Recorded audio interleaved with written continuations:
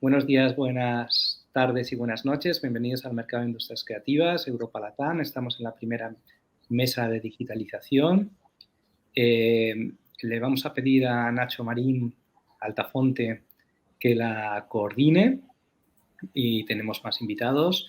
Esta mesa lo que intenta es poner en valor los procesos de digitalización y su incidencia en los retos de desarrollo sostenible. Bueno, bienvenidos al mercado y Nacho, si te parece, doy entrada al resto de los ponentes y yo ya os escucho desde el back office.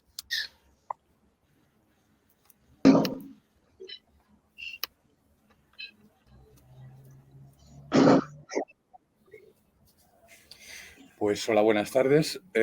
Vamos a hacer primero una pequeña ronda de presentación. Presentaros brevemente cada uno de vosotros para que el público sepa quién está hablando. Nuria, buenas tardes, aquí en España. Hola, buenas tardes. Muy bien, encantada de la invitación. Cuéntanos un poco tu vida y milagros. Claro, muy rapidito. Nada, yo soy catedrática de la Universidad Politécnica de Valencia, soy catedrática en Administración Electrónica y Transformación Digital. En la actualidad estamos trabajando en un estudio sobre la transformación digital de las industrias culturales pre- y post-pandemia con la Fundación Alternativas y la OEI. Y luego, además, soy presidenta de la Federación de Asociaciones de Empresas de Tecnología y Servicios Avanzados de la Comunidad Valenciana. Con lo cual, pues bueno, estoy bastante metida en el tema de tecnología. Ya veo. Carlos, buenos días en tu caso, ¿no? Buenos días, buenas tardes, buenas noches. Un gusto estar aquí, poder participar de este espacio. Yo soy de Perú, soy el presidente del programa Iberescena actualmente, que está conformado por 17 países iberoamericanos y que básicamente tiene la finalidad de promover el intercambio, la articulación y la promoción de la creación en el espacio iberoamericano, promoviendo circuitos, incentivando procesos creativos y también la creación de plataformas como festivales, programaciones en diversos tipos de espacios. Y bueno, seguramente más adelante contaré más al respecto de cómo desde lo digital hemos vivido y viviremos esta experiencia. Muy bien, muchas gracias, Carlos. Gabriela, bienvenida. No sé tú. Gracias. Desde Uruguay, desde el departamento de Canelones, en Uruguay. También buenas tardes aquí, buenos días, buenas noches. Yo me desempeño en la red de museos del departamento de Canelones, que nuclea 8 pequeños museos de casi todos de escala local. Soy museóloga. Y bueno, estoy aquí un poco en relación a las transformaciones que han tenido que tener estas instituciones culturales, estos equipamientos culturales, sobre todo a partir de la pandemia, pero no solamente, en relación a la urgencia de echar mano de las herramientas digitales y de la comunicación y las posibilidades que ellas pueden dar. Un poco por ahí. Bueno, he preparado algunas cuestiones que a mí personalmente no me quitan el sueño, la verdad, pero sí me hacen reflexionar en nuestras industrias culturales. En mi caso, mi experiencia ha sido casi siempre en música, pero también he dirigido centros públicos con artes plásticas o artes escénicas, ¿no? Una de las cuestiones en esta sociedad digital que vivimos para la industria cultural es la falta de modelos de negocio sostenibles, por un lado, pero que a la vez fomenten la creación de contenidos y remuneren con justicia a los creadores. Yo, por los proyectos que me llegan a mi mano, siempre veo deficiencias o en la parte digital o en la diversidad del contenido o en la remuneración del creador. Y empezamos para que no os quedéis todos callados, Nuria. Vale, me ha tocado abrir el fuego. Bien. A ver, yo creo que justamente el tema de los modelos de negocio no solo le pasa al mundo de la cultura. O sea, yo creo que la mayoría de industrias están con un problema de cómo se vende y cómo se ofrecen nuevos productos en el modelo digital. Hay un montón de sectores que tienen esta misma problemática, pero yo creo que todo lo que estamos viviendo ahora mismo con el tema de metaversos, NFTs, etcétera, para el mundo de la cultura sí que va a ser una ayuda sustancial, porque ahí sí que estás atacando al grave problema de la cultura gratuita de la red. En el momento en el que tú certificas la propiedad de tus contenidos, eso a lo mejor a alguien que está vendiendo otro tipo de servicios o productos le da igual, pero como para la cultura el contenido realmente es el bien que tenemos para ofrecer, yo creo que los modelos de negocio que se van a crear en todo este nuevo entorno más inmersivo, más metaverso, más NFTs, va a ayudar a que por lo menos la cuestión de monetización del trabajo se mejore. Ahora bien, esos modelos hay que pensarlos pensando en el target, en qué tipo de públicos los van a consumir, y hay muchos tipos de públicos de cultura y no todos los públicos de cultura consumen de la misma manera la cultura digital o la cultura analógica. Entonces, los modelos de negocio en lo digital, yo creo que el problema que están teniendo es que se están haciendo como para todos los públicos, como si cuando ves una película para todos los públicos, y aquí hay que especializarse y trabajar los contenidos culturales desde el modelo digital para los diferentes públicos, que van muy relacionados con las generaciones, con la brecha digital y con las necesidades de cada zona geográfica. O sea, desde la globalización a la geolocalización. Entonces, yo creo que hay que trabajar mucho sobre esto porque las nuevas herramientas y la tecnología que ahora mismo está incipiente sí que va a apoyar mucho, por lo menos a la propiedad del contenido cultural, que eso antes no lo teníamos y hacía que efectivamente fuera difícil trabajar modelos de negocio sostenibles para el mundo cultural. Carlos, ¿tu opinión? Bueno, yo creo que desde de las artes escénicas, hablando del teatro, circo, danza, sin duda nuestra esencia es pues el encuentro de los cuerpos, el encuentro del artista con el público. Las artes escénicas tienen en su naturaleza muchas artes de alguna manera incorporadas, lo que limita bastante el tratar de poner una puesta en escena en digital, porque, digamos, a nivel técnico incrementa bastante el costo, algo que ha pasado en pandemia, y no necesariamente el público está asiduo a ver este tipo de experiencias, o también cuando trata de verlas, puede ser que por temas técnicos, por conexión, por falta de práctica al acceder a ellas para componentes escénicos, no para escuchar música, que puede ser mucho más sencillo y conocido para una persona común, por decir algo, le surge bastante complejidad. Y desde el 2020, digamos, si bien es cierto, desde Iberescena incluimos, promovimos que los proyectos que se postulen al financiamiento del programa puedan ser mixtos, presenciales y virtuales o totalmente virtuales. Hemos visto cómo han ido decayendo conforme la pandemia lo ha hecho también así.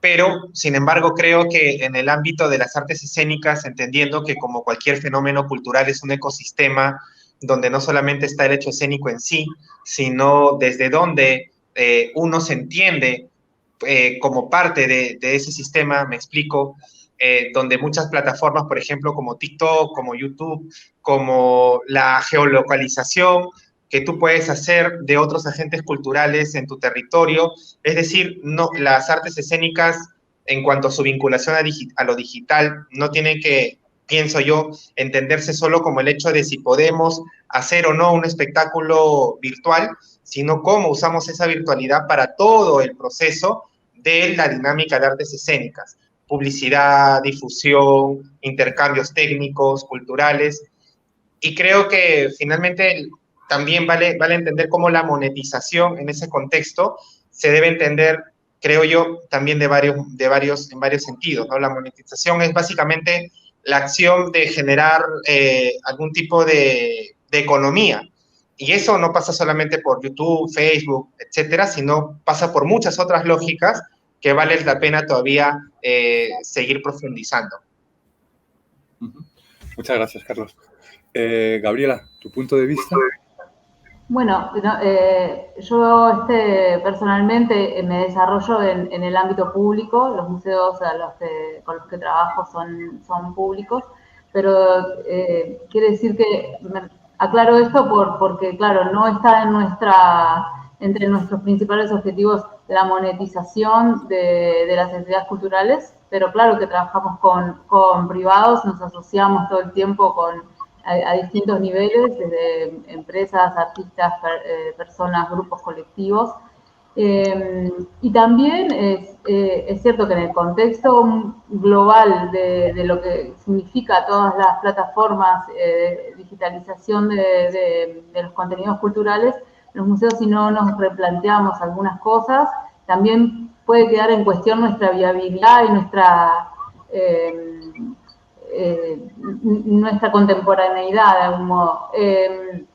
La experiencia que tuvimos, creo que fue a nivel global, pero desde mi lugar en esta pequeña escala local en relación a poder digitalizar contenidos y a poder utilizar plataformas para comunicar contenidos o para comunicarnos con los diversos públicos, realmente fue muy esclarecedora, muy exigente también.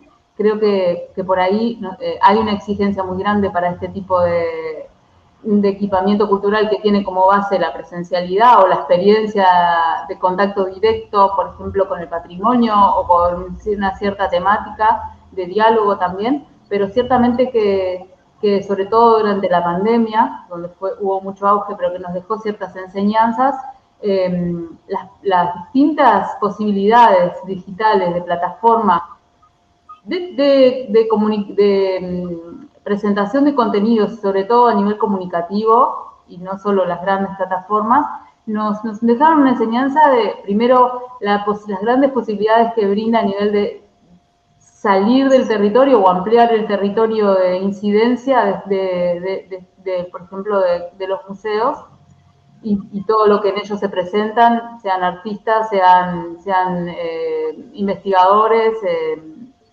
contenido científico, contenido más antropológico, cultural, y la diversificación de los públicos. Entonces ahí estoy con Nuria en este sentido de que es muy importante lo de poder realmente identificar diferentes herramientas y diferentes maneras de llegada a diversos públicos, porque no hay una respuesta única para todos.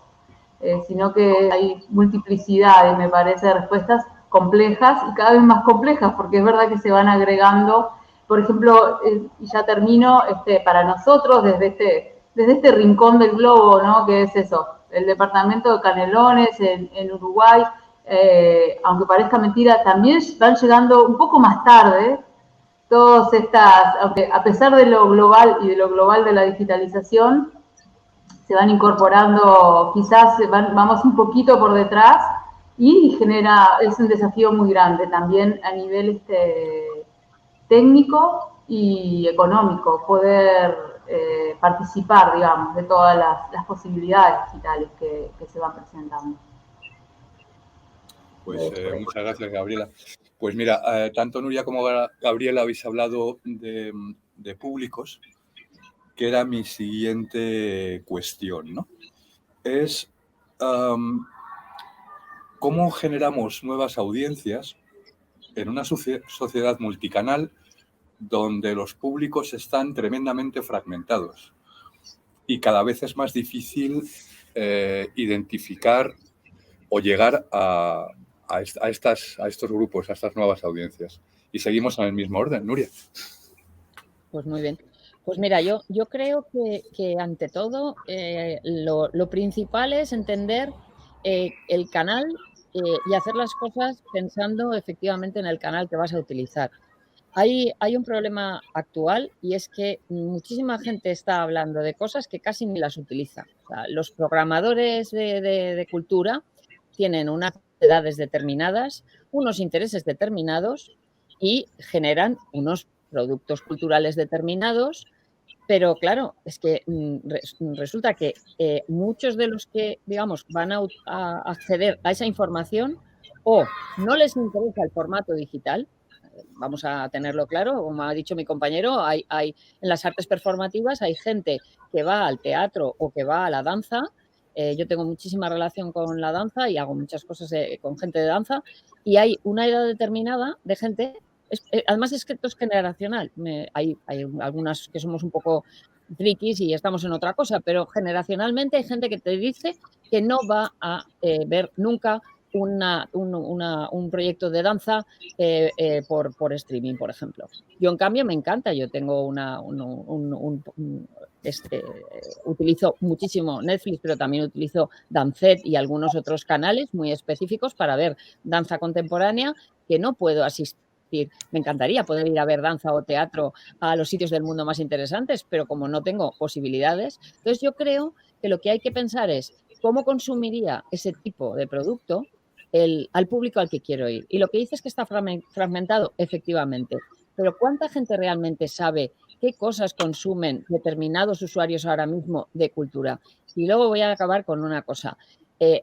Muchas veces tenemos un poco de nepotismo cultural, en el sentido de esta gente joven que total lo que ven por las redes, que no sé qué, perdón, hay una generación de cultura impresionante en otros ámbitos, en otros canales, y lo que hay que hacer es ofrecerles ese tipo de cultura para ellos, porque a lo mejor tú les ofreces una cultura que a nosotros nos parece interesantísima y ellos te dicen, no la vería ni en analógico, en presencial por supuesto que no, pero en redes mucho menos, o en mi canal tampoco.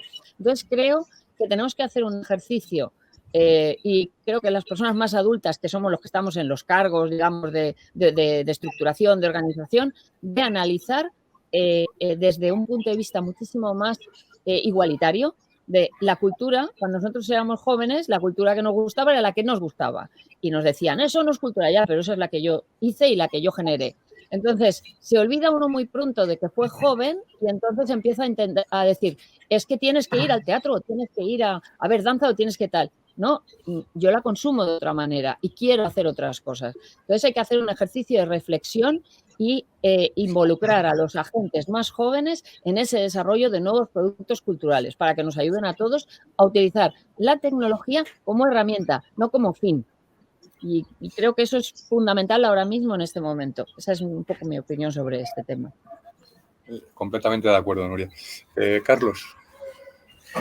Bueno, a ver, comparto algunas ideas que se me vienen a la mente. Yo creo que, por un lado, para la promoción, generación de públicos, vale la pena revisar modelos ya existentes que yo reconozco y valoro mucho.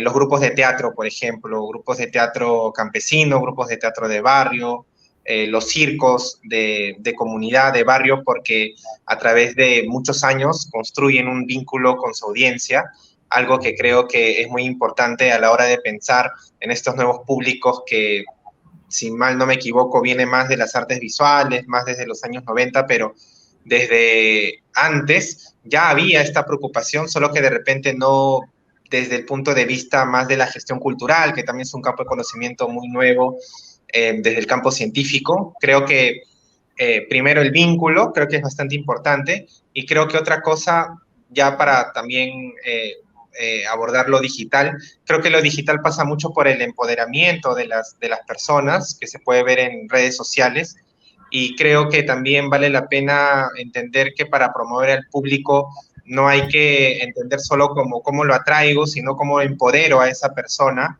para que se afirme en su libertad, en su individualidad, y cómo a partir de ese empoderamiento de alguna manera yo me puedo vincular a ella para atraerla de alguna manera, ¿no? Eso puede generar en que pague un ticket, en que haga tendencia un hashtag, en que le dé like a mi página, y ya de alguna u otra manera eso contribuye a una monetización. No necesariamente hay que esperar que eso sea como un clic inmediato en que la persona va a meter la tarjeta de crédito y va a pagar. Todo contribuye a generar un valor, que creo que eso es también importante.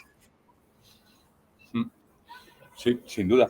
Y Gabriela, desde las artes plásticas, ¿cómo lo ves?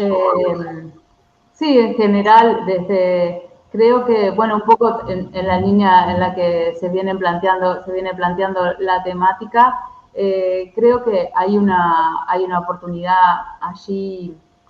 Nosotros, por ejemplo, hemos tenido experiencia con esta cuestión de poder digitalizar de algún modo o utilizar plataformas digitales para distintos contenidos, en distintos formatos, además, diversos formatos. Y, por ejemplo, nos hemos sorprendido con las posibilidades de, por ejemplo, de inclusión y de diversificación, ¿no? Personas que quizás no pueden acceder no solo por lejanía, sino quizás por problemas propios de dificultades de movilidad o distintas dificultades, pudieron acceder a determinados contenidos. Y eso me parece que esa posibilidad de inclusión es una cosa muy valorable, por lo menos para el tipo de ambiente en el que nosotros nos movemos, creo que en general. También, hablando de los nuevos públicos, las nuevas audiencias, me parece que hay un elemento que nosotros hemos ido, ya repito, desde nuestra pequeña escala, pero creo que puede ser, creo que no debe ser muy diferente tampoco a gran escala, que tiene que ver con un poco lo que comentaban los otros compañeros, Carlos y Nuria, el tema de la participación, de la empoderación de las audiencias. O sea, la gente, sobre todo pienso que las audiencias más jóvenes, lo que les interesa es participar de algún modo y seleccionar realmente. Son muy selectivos y seleccionar a qué es lo que quiero acceder, cómo quiero participar, cómo quiero acceder, cuándo. Todo eso es una cosa a tener en cuenta, sin duda, para poder contar, digamos, con esas audiencias. Si no, no funciona, me parece. Es un poco por ahí también mi participación. Muchísimas gracias, Gabriela. Repasando los temas sobre los que reflexiono últimamente en industria cultural, en el caso concreto de la música hay bastante discusión últimamente sobre el rol que está teniendo ya, que hay muchos proyectos muy relevantes, de la inteligencia artificial a la hora y el impacto que tiene en la autoría, en la propiedad, en la creatividad, en el mismo significado del hecho artístico. Hay proyectos muy relevantes en el mundo de la música, yo conozco unos cuantos también en el mundo de las artes plásticas, conozco un par de ejemplos en el mundo de la danza, por ejemplo. ¿Cuál creéis que va a ser el impacto de la inteligencia artificial en el hecho creativo y en las industrias creativas? Y seguimos, Nuria, te ha tocado. Muy bien, nada, yo encantada. Además, este es un tema que me apasiona y con el que trabajo, con lo cual estoy encantada. A ver, lo que nosotros estamos viviendo ahora mismo no es ni un 0,0% de lo que se va a poder hacer con la inteligencia artificial, con lo cual estamos a los albores. A mí lo que más me gusta es aventurarse. O sea, yo creo que ahora realmente lo que tenemos es que juguetear y ver qué cosas se pueden hacer. Y con la inteligencia artificial ahora mismo simplemente puedes tener una capacidad de llegar a muchísimos más públicos enfocando esa fragmentación. Con lo cual, este problema de está muy fragmentado, la inteligencia artificial te ayuda, pero también te va a ayudar a desarrollar nuevos modelos de productos culturales. Y ahí es donde a mí me parece más interesante. En la generación, estamos hablando de modelos culturales que han pervivido durante siglos. La música, la danza, el teatro, las artes plásticas. Ahora estamos entrando en un mundo en el que realmente se van a hibridar todos estos conjuntos y eso la inteligencia artificial va a ayudar. Y a mí, desde el momento en el que yo puedo tener una experiencia inmersiva imaginemos, por ejemplo, en un tema de danza. Hablo bastante de danza porque tengo bastante relación con ello. En el cual tú estás inmerso en una coreografía de danza en la cual están danzando, pero tú también estás, digamos, conviviendo con esa coreografía, con los danzantes y además se puede vertebrar un análisis de cómo estás viviendo esa experiencia. Eso te va a permitir luego crear productos más interactivos, más relacionados, más sensitivos Y a mí esa es la parte que me interesa de la inteligencia artificial, ¿no? Esa apertura a más sentidos y a hibridación de productos culturales. Creo que el mundo va a ser para nosotros muchísimo más amplio a la hora de ofrecer productos culturales hibridados con el tema de la inteligencia artificial. Y hay mucho por hacer. Y otra cosa diría que es importante. La gente que gestiona, que desarrolla y que produce cultura tiene que estar muy, muy integrada con equipos multidisciplinares para que puedan desarrollar esos contenidos, porque quien no va a desarrollar esos contenidos y esos modelos va a ser los tecnólogos. O sea, tenemos que ir todos juntos. Y eso es lo que yo veo, que es todavía veo una separación. No, yo soy el de gestión cultural, yo de tecnología no entiendo nada. Pues tienes que entender porque los de tecnología no vamos a hacer un producto cultural.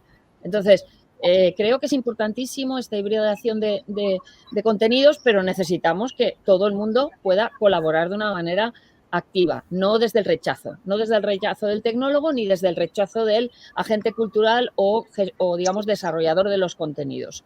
Esto hay que romperlo ya y es importante para no perder los pasos que podemos llevar. Muy interesante. Carlos. Sí, bueno, desde mi lado creo que coincido con lo que dice Nuria. La inteligencia artificial creo que estamos viendo ni el 5% de sus posibilidades. Creo que vale la pena desechar la idea de que la inteligencia artificial en lo próximo va a hacer que una computadora pueda escribir Hamlet o algo muy parecido y eso va a ser competencia con los artistas. Creo que hay que desechar esa idea totalmente porque creo que no va por ahí.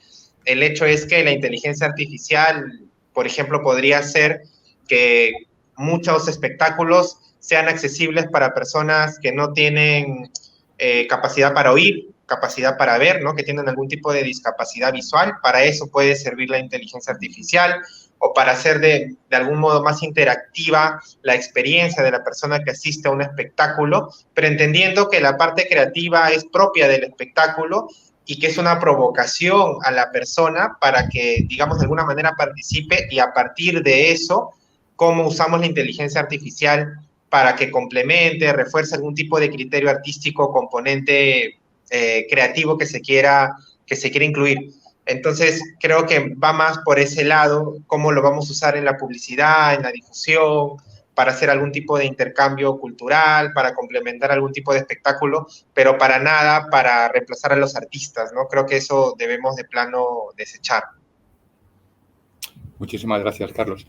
Y Gabriela, que en el campo de las artes plásticas está pasando de todo con la inteligencia artificial. Vamos, se ha subastado una obra por $400.000 en Christie's hace unos días. Sí, así es.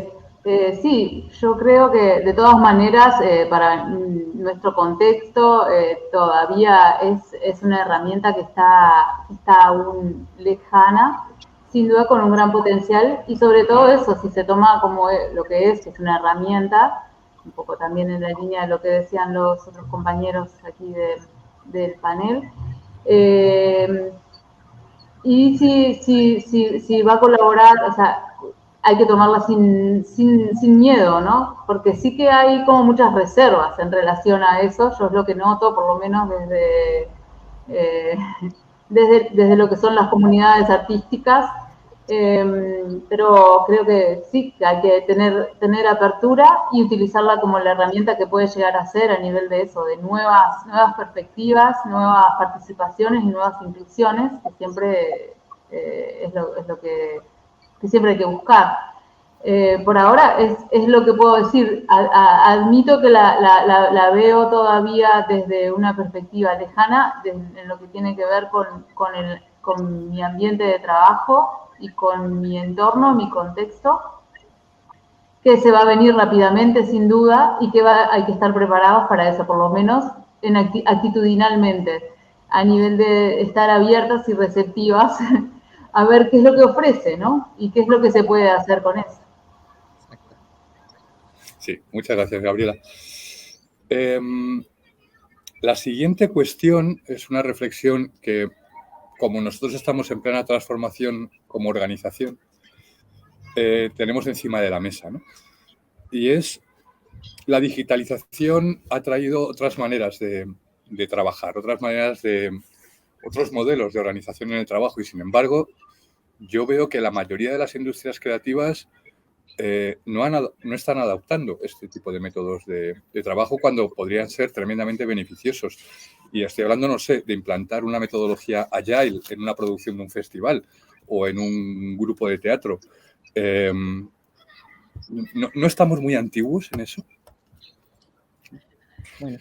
Gabriela. Como vamos por orden, tocas un tema que me encanta a mí. Es que, claro, parece que lo hayas visto y hayas dicho, venga, yo creo que justamente ahí está el punto álgido de esto. O sea, cuando tú ves a la tecnología como un enemigo y no como un facilitador, no hay nada que hacer.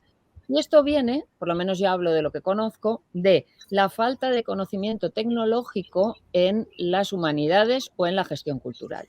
O sea, creo que esto todavía sigue, porque yo conozco algunos máster, algunos estudios, estoy en la academia y entiendo un poco de formación, y sigo viendo una separación total de la tecnología por un lado, pero yo voy a ser gestor cultural y además estoy tratando de ser director de un museo, director de un centro de tal.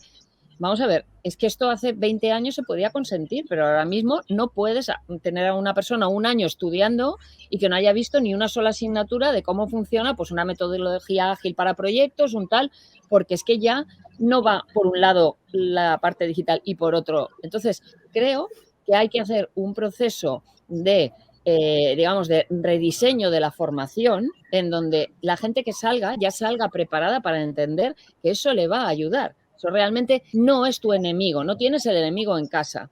Y también diré otra cosa y me parece triste y es que en lo que son las carreras STEM, que es en las que yo suelo dar clase, también hace falta un sesgo humanístico y cultural. O sea, estamos en el siglo XXI, no podemos seguir con esto. No, yo es que soy ingeniero, no, yo es que soy de humanidades, yo es que no sé qué. El mundo ha cambiado y estamos haciendo los mismos platos que hacíamos hace 200 años. Y claro, resulta que estos platos están rotos, desquebrajados y no nos funcionan. Bueno, hagamos algo. Todos tenemos una responsabilidad, cada uno desde nuestras instituciones. Pero si a la gente que gestiona cultura y diseña cultura no se le ayuda a que entienda un poco más la tecnología como usuario, que no como desarrollador, y las ventajas de ello, esto no hay manera de que vaya adelante. Y yo sigo viendo generaciones de gente joven que la siguen formando sin esos conocimientos. Y eso ya no puede ser. O sea, creo que eso es un problema fundamental en todo lo que es el tema de cultura. Pues eso es por lo menos lo que yo veo en mi entorno. Absolutamente de acuerdo. Porque nosotros nos encontramos con ese problema todos los días. Quiero decir, somos un equipo numeroso, somos 140 personas, de las cuales 30 son ingenieros y el resto somos hippies. Pero convivimos súper bien. ¿Claro? Estamos aprendiendo todos de todos. Muy interesante. Sí, sí. Sí, Carlos, desde el mundo de las artes escénicas, la organización de la creación y de la gestión debería modernizarse hacia este tipo de modelos. Sí, coincido también con la compañera porque pasa mucho en las artes escénicas y lo hablo con confianza porque yo vengo de ahí, mi formación es de artista escénico. Los artistas escénicos a veces decimos, bueno, a mí no me hablen de dinero, a mí no me gusta, mi proceso es el creativo. Y te juntas con alguien que dice, a ti también no te gusta pensar en dinero. Bueno, hay que juntarnos a hacer un proyecto, ¿no? Cuando vale, pero vale la pena también juntarse con un arquitecto, con un médico, con un biólogo, con un diseñador, una pintora, etcétera. Creo que ahí todavía en las artes escénicas arrastramos mucho esta idea de bellas artes, ¿no? Que se nos ha implantado y que, bueno, ese es otro tema también interesante, cómo esa visión de bellas artes aún hoy se arrastra en distintos espacios profesionales, académicos, etcétera, pero creo que vale la pena, pues, empezar a cambiarlo y tratar desde las personas quizás que pertenecemos un poco a estos otros espacios, tratar de ir generando vínculos con otros agentes, porque sin duda solas no lo vamos a hacer, ¿no? Sí, en realidad no tendría mucho que decir al respecto, creo que es un proceso, pero hay que tratar de acelerar un poco eso y desde los que conocemos un poco más esos campos, tratar de provocar y generar encuentros con aquellos otros con los cuales necesitamos, ¿no? Para provocar ese intercambio. Sin duda. Y Gabriela, desde el museo, los museos siguen trabajando como en el siglo XIX. Bueno, no todos, no todos. Los míos creo que sí, pero creo que poco a poco los museos también van, justamente para poder mantener su sostenibilidad, van incluyendo.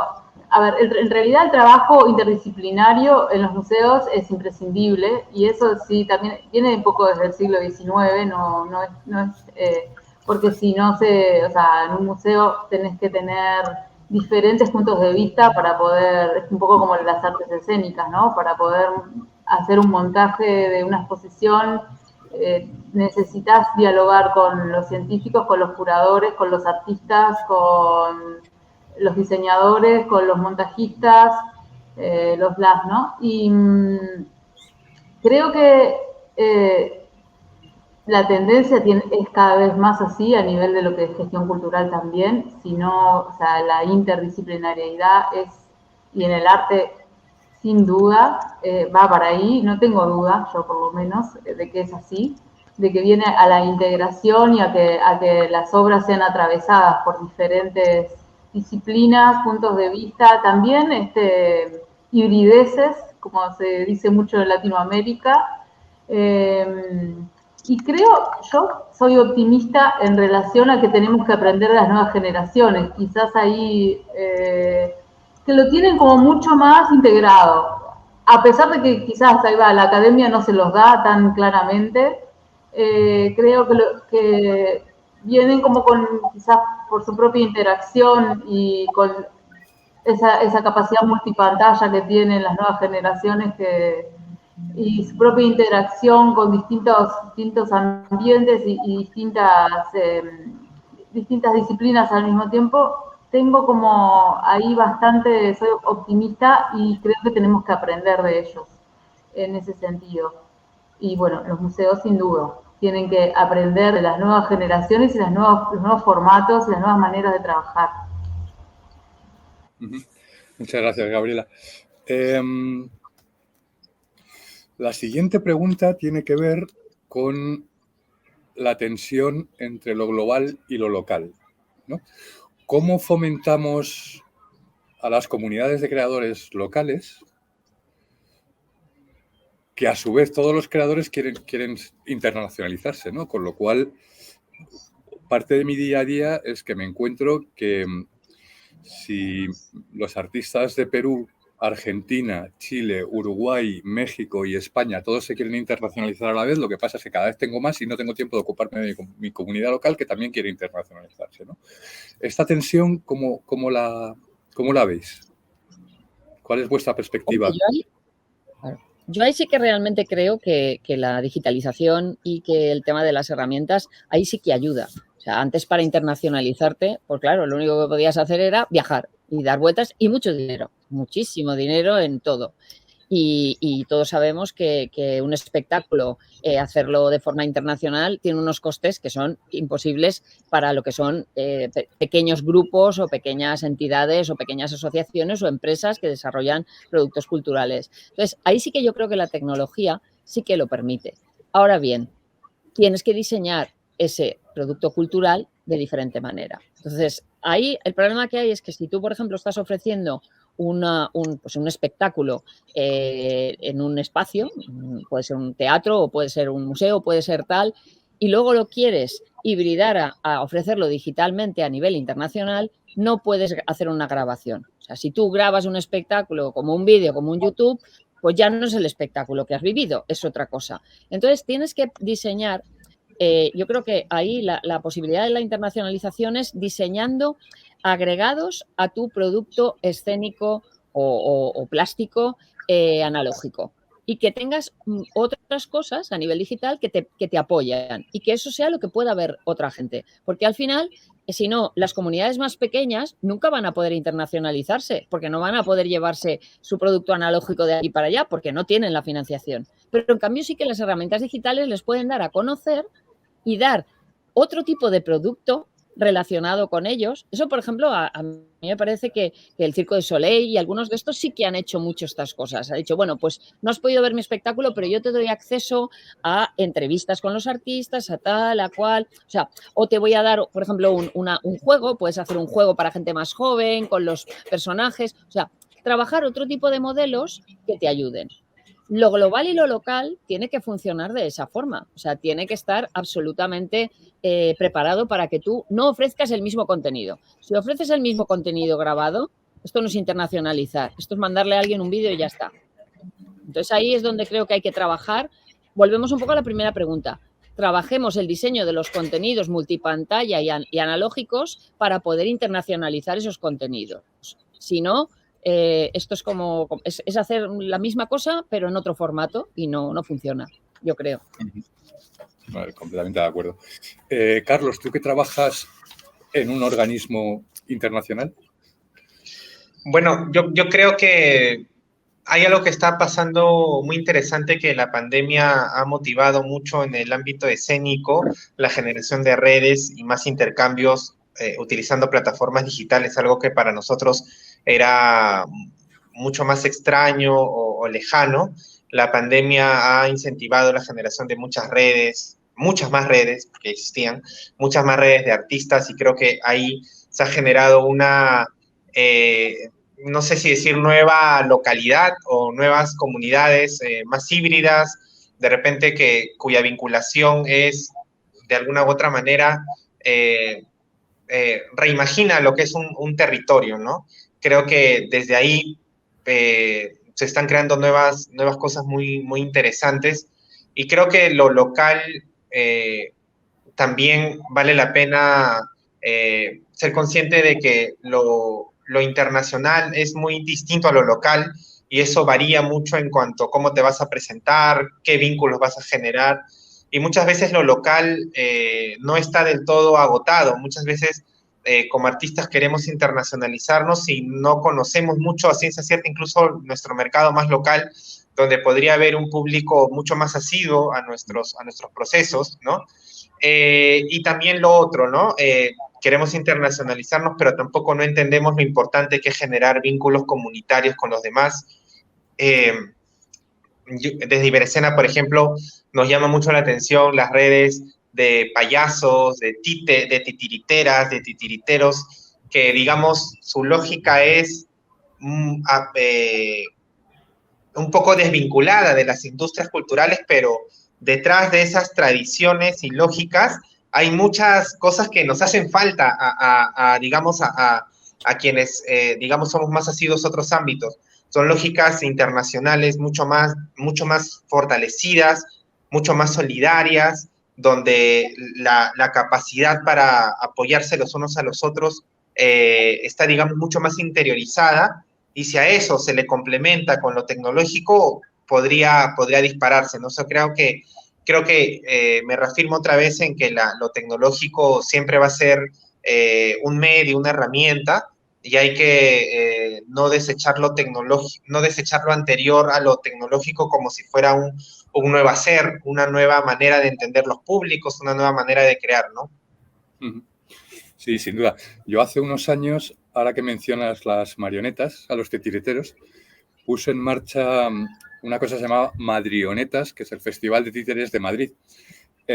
Y lo que me sorprendió de aquella iniciativa es la cantidad de innovación tecnológica que encontré en el mundo del títere. Es sorprendente, era fascinante, fascinante. Con pocos medios, pero con un uso tremendamente imaginativo de la tecnología. Muy interesante. Gabriela, ¿y tú desde la visión desde las comunidades locales? Porque me imagino que vosotros estáis muy pegados al terreno con las comunidades locales. Sí, pero pues sí, claro que la tecnología, las posibilidades de la tecnología digital han colaborado mucho para por lo menos plantearse la posibilidad de internacionalizar y también salir del territorio, del pequeño territorio, y generar eso un poco por donde planteaba Carlos, nuevas redes y nuevos intercambios. entre artistas, entre colectivos colectivas sociales también, con los que nosotros trabajamos bastante. Nosotros hemos tenido experiencias en ese sentido interesantes y además con herramientas tecnológicas bastante rudimentarias, hay que aclararlo, o sea, realmente sin generar productos muy excesivas, o sea, no muy profesionales para esas herramientas y no tan, bueno, y cosas que son muy accesibles desde plataformas como Zoom o streaming de YouTube o de Facebook o ese tipo de cosas que realmente no requieren demasiada, no requieren nada especial, es un poco intuitivamente los hemos utilizado. Entonces ahora se me venía la experiencia de una exposición de un artista plástico que justamente trabaja, que se hizo en un pequeño museo que tenemos en una localidad de 20.000 habitantes, ¿no? En ese pequeño museo el artista expone, él además hace un planteo de plástico, pero también lo entreteje con su historia personal, la historia de su familia, con la disciplina histórica, porque va a hablar de una familia huida del Holocausto, y etcétera, etcétera. En plena pandemia, cuando los museos tienen que cerrar las puertas, esa exposición se abre y entonces que nos vino el desafío, bueno, ¿qué hacemos para que esto no quede acá durmiendo, ¿no? Y triste en las sombras, y empezamos a plantearnos en nuestras posibilidades eso, las plataformas que podíamos usar, además de manera gratuita y sin muchos conocimientos técnicos, intuitivamente. Bueno, pudimos llegar a era una temática que tenías justamente para un determinado público o para determinado, pues tuvimos visitas o conexiones, intercambios con artistas y públicos de Alemania, Israel, Argentina y de distintos lugares del Uruguay, ¿no? O sea, realmente de la pequeña escala local pudimos saltar brevemente, se conoció esta obra y hubo intercambios, y con poca cosa, sinceramente, con muy poca cosa se logró. Digo, la herramienta digital por sí sola no puede todo, claramente. El contenido por sí solo, bueno, tampoco. Es verdad que hay que buscar la manera de que dialoguen. Y luego hay otro montón de factores de complejidades que también van a incidir, ¿no? Pero claro que abre posibilidades. Sí, que es lo más bonito. Y la última cuestión tiene que ver, no sé si habéis leído lo que llevamos de año, que se empieza a hablar mucho de la economía de la atención, ¿no? Netflix ha perdido suscriptores, todos competimos por el tiempo de la gente con una oferta cada vez más abundante y nos peleamos por el tiempo de la gente, con una sobreabundancia de contenidos ahora mismo al alcance de todos, ¿no? Entonces, ¿qué se os ocurre para sobrevivir en este mundo y en esta economía de la atención?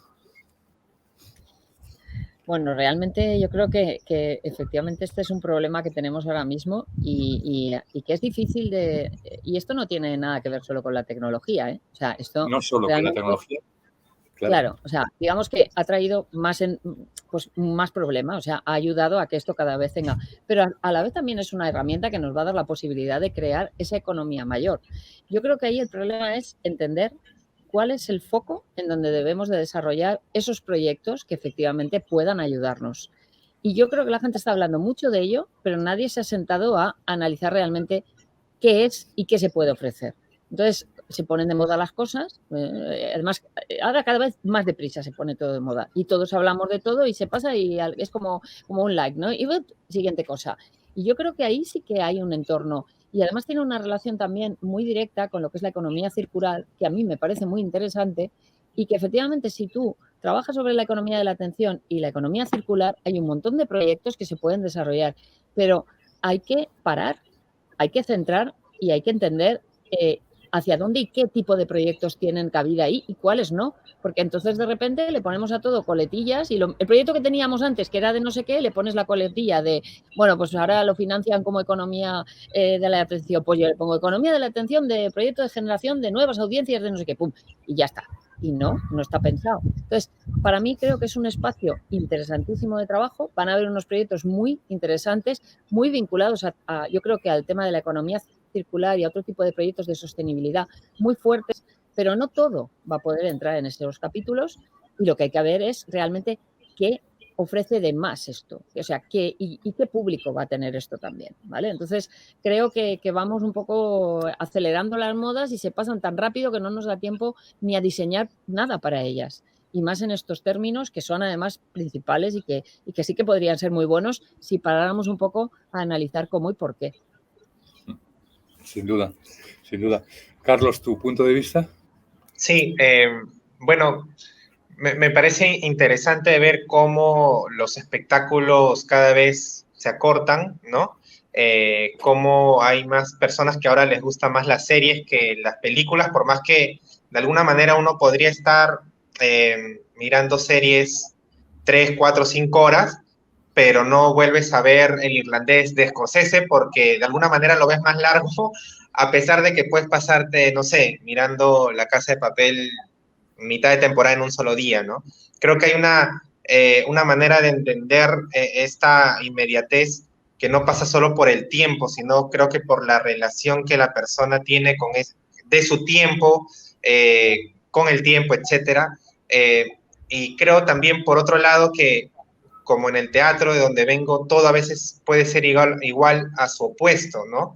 Lo que es dramático puede ser cómico, lo que es oscuro puede ser muy iluminado, y creo que también rescato mucho las propuestas que se resisten de una manera tan radical que a veces terminan por explotar ese otro lado al que se están resistiendo, ¿no? En pandemia aquí en Perú, un gran artista de las artes escénicas como Lucho Ramírez se presentaba en un sótano en el centro histórico de Lima, en una pequeña sala, y probablemente ha sido el artista que no ha parado durante gran parte de la pandemia. Esa resistencia. Y otro detalle, los afiches de Lucho Ramírez son un papelote con la escritura a mano de la obra, de los días en los que se va a presentar, y creo que la entrada no lo pone, creo que hay que escribirle, hay una entrada, hay un costo por ir al espectáculo, pero esa resistencia tan rebelde y contradictoria quizás tiene mucho más de reconocimiento de lo que la persona está buscando ahora, que también puede tener mucha coincidencia con lo que las plataformas de streaming están explotando, solo que de otra manera. A eso me refiero con todo lo opuesto, puede también ser de alguna manera igual a su contrario, ¿no? Sí, interesante. Gabriela, ¿cómo haces que la gente... Sí, perdón. ¿Cómo haces que la gente vaya a tu museo en vez de tu Casa de Papel? Bueno, para nosotros la fórmula, que no hay fórmula, es que no hay fórmula, pero va un poco por el lado de eso de mantener...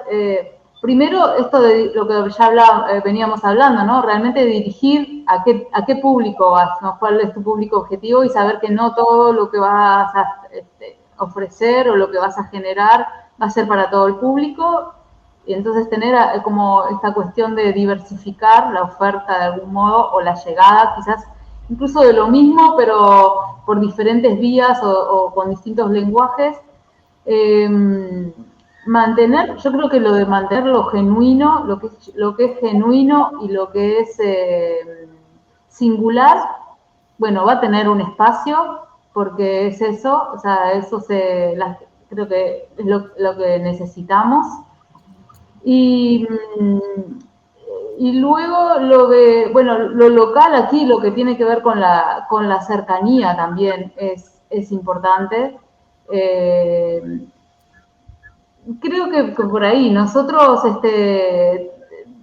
lo que sentimos es que la manera de mantenernos vigentes de algún modo y poder atraer, sí, un poco de atención y de tiempo está por ahí. Y el otro factor importante que se me está olvidando es la participación. O sea, me parece que el hecho de que las cosas sean participativas de algún modo, a distintos niveles, creo que es un elemento importante. Creo que hay algo ahí de necesidad y también de genuino, ¿no? El ida y vuelta. Y eso no se puede perder. Pues genial. Estamos terminando. No sé si queréis hacer un resumen de los temas que hemos tratado en plan tweet y cerramos con esto. Pues muy bien. Yo creo que para mí esto sería la cultura sin tecnología sobrevive, la tecnología sin cultura no sobrevive.